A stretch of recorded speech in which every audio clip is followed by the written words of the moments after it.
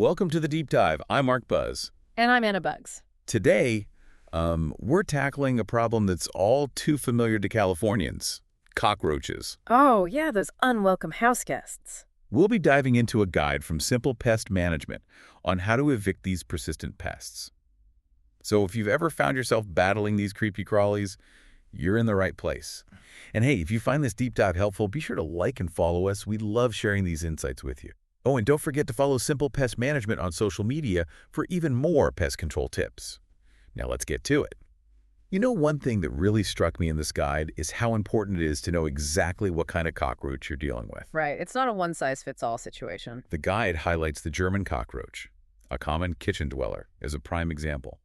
Light brown with those telltale dark stripes, you've probably seen them lurking under your sink. Yeah, I can picture them now. They're not the only ones, though.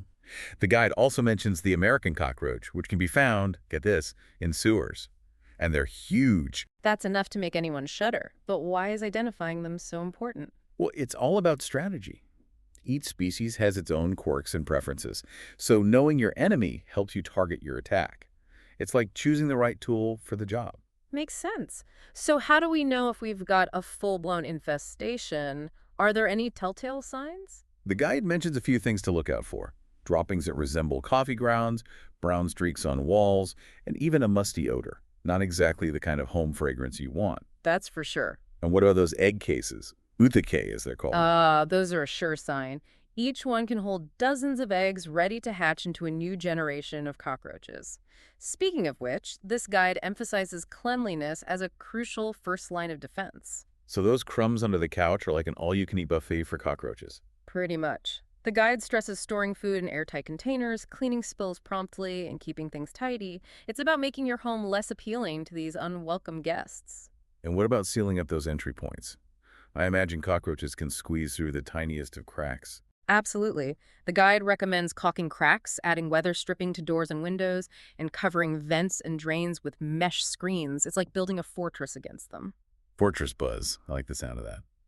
But even with the best defenses, some cockroaches might still slip through. What are our options then? Well, the guide delves into some DIY treatments. Gel baits, for instance, are highlighted as particularly effective. Cockroaches eat the bait, return to their colony, and unknowingly spread the poison.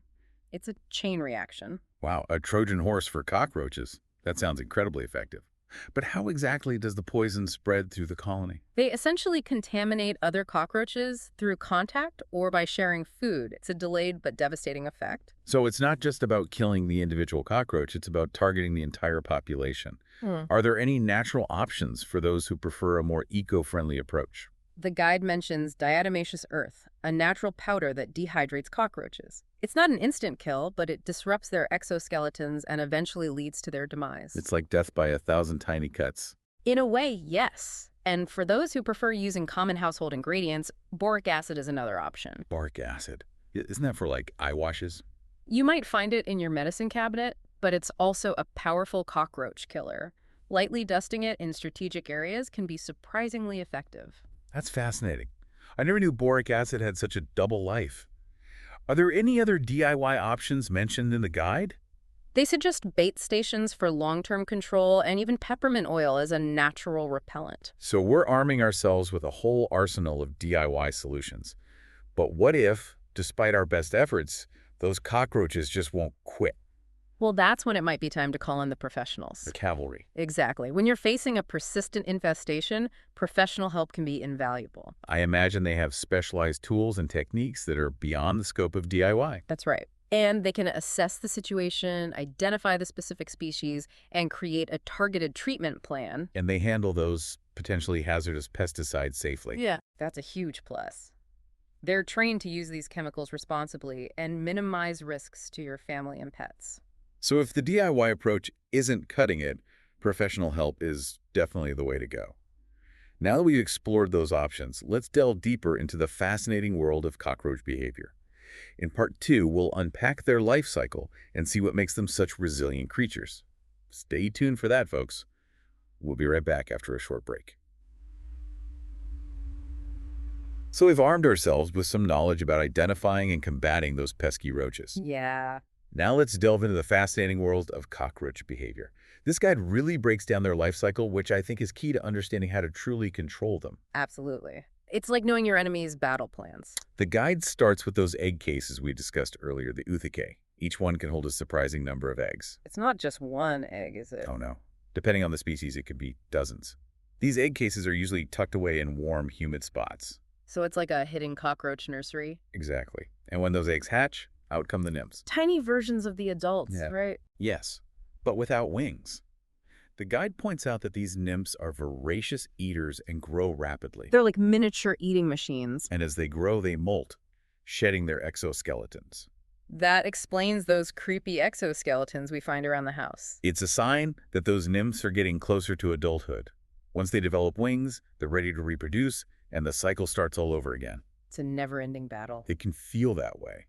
But this understanding of their life cycle is so important for targeting our control methods. So if we can destroy those egg cases, we're preventing a whole new generation of cockroaches. Exactly.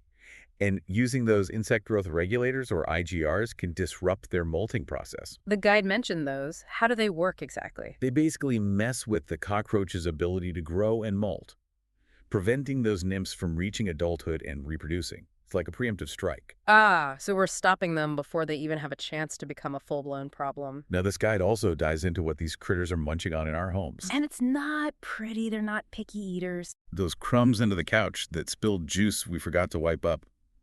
Those are gourmet meals to a cockroach. Pretty much. The guide emphasizes that they love sweet starches and greasy foods. No surprise they're attracted to our kitchens. It's like a cockroach paradise. Right. But here's a surprising fact. The guide says cockroaches can survive for weeks without food. Weeks.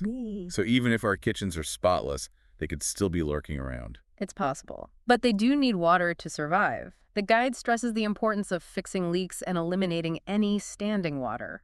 So we're cutting off their food and water supply. We're talking about airtight containers, a clean kitchen, and dry areas.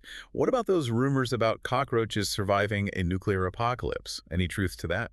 That's a bit of a misconception. While they are incredibly resilient and can tolerate higher levels of radiation than humans, they're not invincible. So they wouldn't be the sole survivors. Probably not. But their adaptability is pretty amazing. They've been around for millions of years, so they've clearly figured out how to survive. Speaking of survival, the guide does mention that cockroaches play a role in the ecosystem. That's right.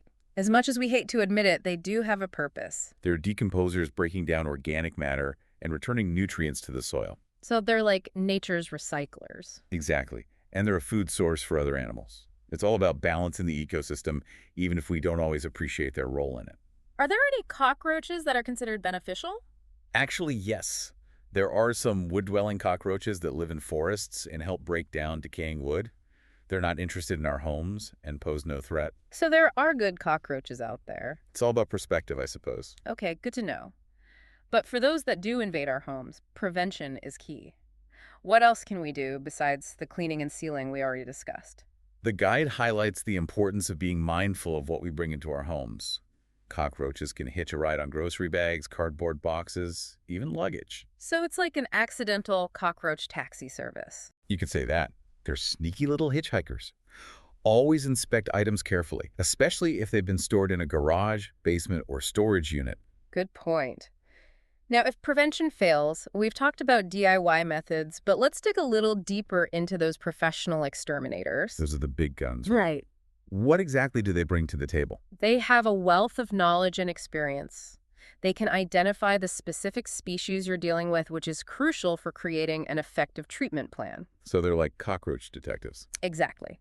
They also have access to a wider range of pesticides and treatment options than are available to the public. So what kind of treatments do they typically use? It varies depending on the infestation and species, but gel baits, insecticide sprays, dusts, and foggers are some common options. They're also experts at identifying and treating potential entry points to prevent future problems. It sounds like they're attacking the problem from all angles. That's the goal. And they're trained to do it safely, minimizing risks to your family and pets. Safety is paramount when it comes to pesticides.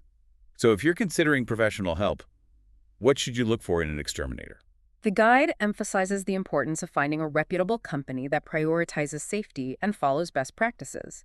Ask about the specific pesticides they use, their safety procedures, and any precautions you need to take after the treatment. Good advice. So knowledge is power. The more we understand about cockroaches, the better equipped we are to deal with them. That's the takeaway from this deep dive. And if you're in California and facing a cockroach invasion, remember that Simple Pest Management is a great resource. Absolutely. Now, before we wrap things up, I'm curious, what's the most surprising thing you learned about cockroaches from this guide? Well, apart from their ability to survive for weeks without food, I was fascinated to learn that they can hold their breath for up to 40 minutes. Wow, that's incredible. And they can survive being submerged in water for a significant amount of time. Those myths about cockroaches thriving in sewers and drains are actually true. So they really are incredibly resilient creatures. Yeah. But thankfully, we're now armed with the knowledge to fight back. Exactly. And remember, if you're struggling with a cockroach problem, you're not alone. There are solutions out there, from DIY methods to professional help. We've covered a lot of ground today, from identifying those pesky critters to exploring the best ways to evict them. But there's one more crucial aspect we need to address: the psychological impact of these infestations. It's not just about the physical presence of cockroaches, it's about the emotional toll they can take on homeowners. Stay tuned for part 3, where we'll delve into that aspect of the cockroach conundrum. We've talked about identifying cockroaches, their habits, and ways to get rid of them. Right? But this guide from Simple Pest Management also touches on something really important: the psychological impact of these infestations. Yeah, it's true. It's not just about the physical presence of cockroaches. It's about the stress and anxiety they can cause. Exactly. Imagine the constant worry about them lurking in your home, the disgust of finding droppings, or the fear of encountering one in the middle of the night. Ugh, I'm getting chills just thinking about it. It's an understandable reaction. And for some people, it goes beyond just the ick factor. It can lead to feelings of shame or embarrassment, like they've somehow failed to keep their home clean. There's definitely a stigma attached to cockroach infestations. And that stigma can be so damaging. It can prevent people from seeking help even when they're struggling. It's important to remember that a cockroach infestation is not a reflection of your character or cleaning habits. Absolutely. It can happen to anyone, even the most meticulous homeowners. It's just one of those unfortunate realities of life. Like getting a flat tire or catching a cold. Exactly. It's not your fault, and there are solutions available. Seeking help is a sign of strength, not weakness. It shows that you're taking control of the situation and prioritizing the well-being of yourself and your family. Well said. And remember, if you're dealing with a cockroach problem, you're not alone. There are resources available, and there's no shame in seeking professional help. And if you're in California, Simple Pest Management is a great resource. They're the experts in cockroach control and can help you reclaim your home and your peace of mind. We've covered a lot of ground today, from identifying those pesky cockroaches to understanding their habits and exploring effective ways to get rid of them. We sure have. Remember, knowledge is power. The more you understand about cockroaches, the better equipped you'll be to prevent and combat them. Exactly. We hope this deep dive has been helpful. If you enjoyed it, be sure to like and follow the show. It helps us spread the word and keep bringing you these fascinating insights. And don't forget to follow Simple Pest Management on social media for even more pest control tips. Until next time, happy pest-free living.